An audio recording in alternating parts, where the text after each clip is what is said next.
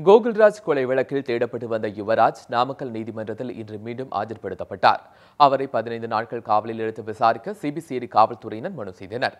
இதற்கு யுவராஜ் தரப்பு வழக்கறிஞர்கள் எதிர்ப்பு தெரிவித்ததால் தீர்ப்பை 1 மணி நேரத்திற்கு பின்பு அறிவிப்பதாக நீதிபதி மலர்மதி அறிவித்தார்.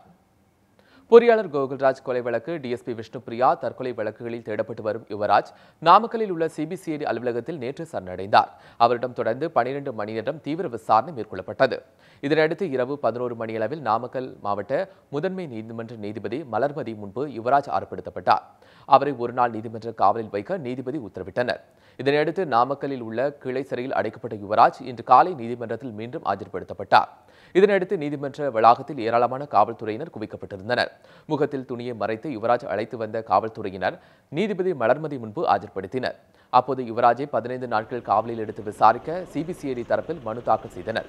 இதற்கு யுவராஜ் தரப்பு வழக்கறிஞர்கள் எதிர்ப்பு தெரிவித்தனர். இதையடுத்து தீர்ப்பு 1 மணி நேரத்திற்கு பின்னர் அறிவிக்கப்படும் என்று நீதிபதி மலர்மதி அறிவித்தார்.